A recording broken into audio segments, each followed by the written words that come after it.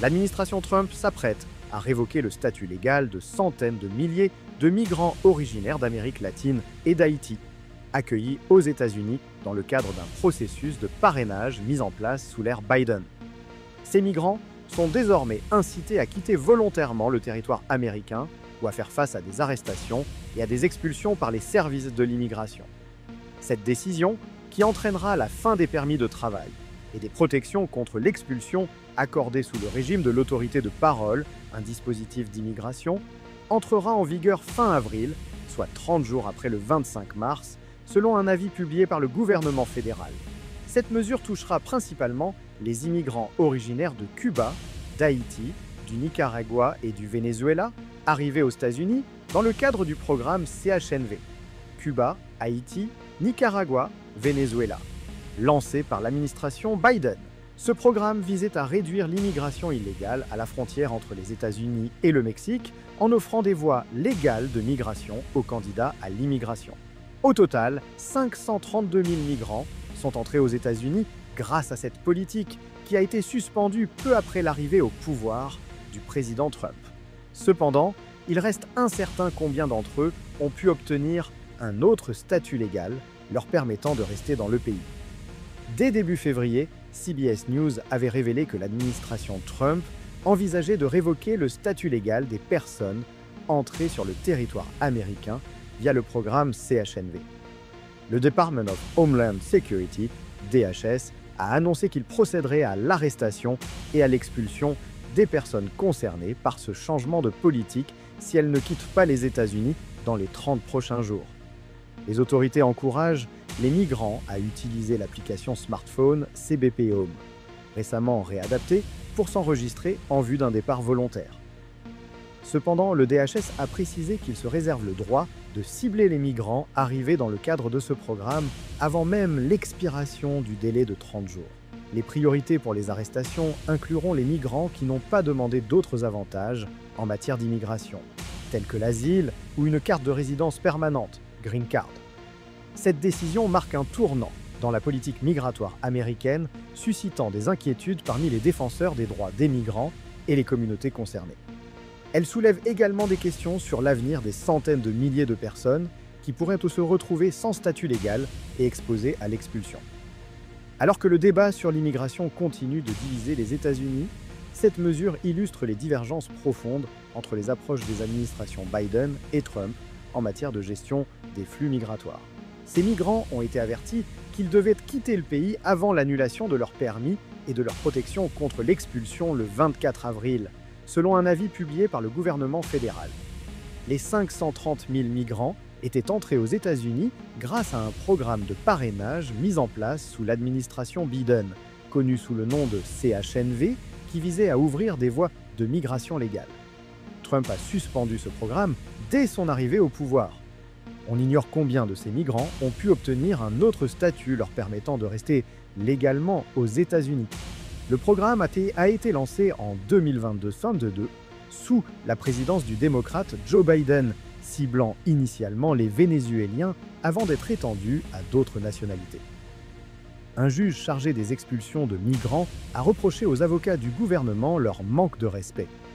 Ce programme permettait aux migrants et aux membres de leur famille immédiate de se rendre aux États-Unis par avion, à condition d'avoir des parrains américains et de rester pour une durée de 2 ans sous un statut temporaire d'immigration appelé « parole ».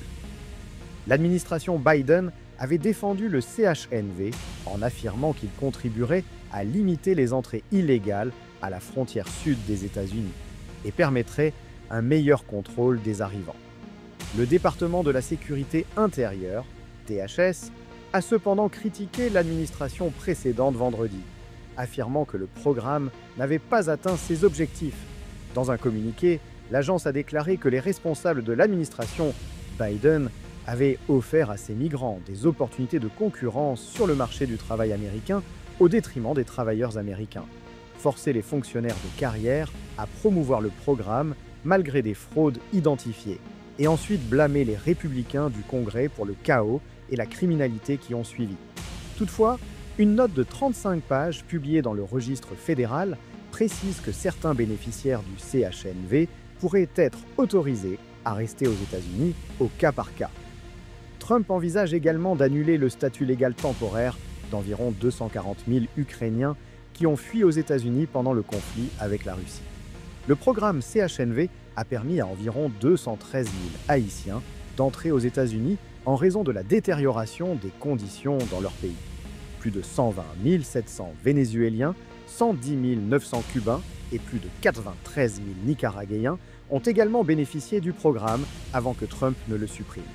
Le mois dernier, le DHS a annoncé qu'il mettrait fin en août à un autre programme, le statut de protection temporaire, TPS, pour 500 000 Haïtiens vivant aux États-Unis. Le TPS avait été accordé aux ressortissants de pays confrontés à des conditions dangereuses, comme des conflits armés ou des catastrophes environnementales. Le DHS a également mis fin au TPS pour les Vénézuéliens aux États-Unis, bien que cette décision fasse l'objet d'un recours juridique. Depuis son entrée en fonction en janvier, les politiques migratoires de Trump ont rencontré plusieurs obstacles judiciaires. Depuis son inauguration le 20 janvier, le président Donald Trump a mis en œuvre des changements radicaux, principalement par le biais de décrets exécutifs, et a priorisé l'immigration.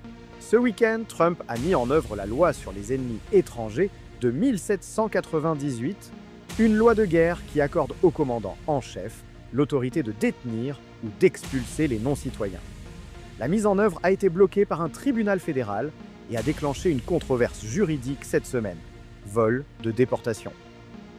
Une femme enchaînée est vue subissant une fouille avant d'embarquer sur le premier vol de déportation de Vénézuéliens sans papier après un accord entre les États-Unis et le Venezuela à Harlingen, Texas, le 18 octobre 2023. Photo de Veronica G. Cardenas, Suecle. Plus, ce qu'il faut savoir dans un avis publié vendredi au Federal Register, la secrétaire à la sécurité intérieure Kristi Noem a annoncé la fin du programme de libération conditionnelle pour Cuba, Haïti, le Nicaragua et le Venezuela, CHNV. L'avis précise que la période du programme de libération conditionnelle est de 30 jours après la date de publication. Les personnes en libération conditionnelle sans motif légal pour rester aux États-Unis après la fin des programmes de libération conditionnelle CHNV doivent quitter les États-Unis avant la date de fin de leur libération conditionnelle, indique l'avis. Dans un courriel envoyé à Newsweek vendredi soir, un responsable du DHS a déclaré « L'administration précédente a menti à l'Amérique. Ils ont permis à plus d'un demi-million d'étrangers, peu vérifiés venant de Cuba, Haïti, du Nicaragua et du Venezuela, ainsi que leurs membres immédiats de la famille, d'entrer aux États-Unis par ces programmes de libération conditionnelle désastreux. Leur ont accordé des opportunités pour concourir pour des emplois américains et sous-estimer les travailleurs américains. Ont obligé les fonctionnaires de carrière à promouvoir ces programmes, même lorsque des fraudes ont été identifiées, puis ont blâmé les républicains au Congrès pour le chaos qui en a résulté et les crimes qui ont suivi. La déclaration a continué. La fin des programmes de libération conditionnelle CHNV et la fin de la libération conditionnelle pour ceux qui en ont abusé marquent un retour à des politiques sensées, un retour à la sécurité publique et un retour à l'Amérique d'abord. Le programme humanitaire avait été suspendu en août dernier sous l'administration de l'ancien président Joe Biden par excès de précaution, afin d'examiner les allégations de demandes frauduleuses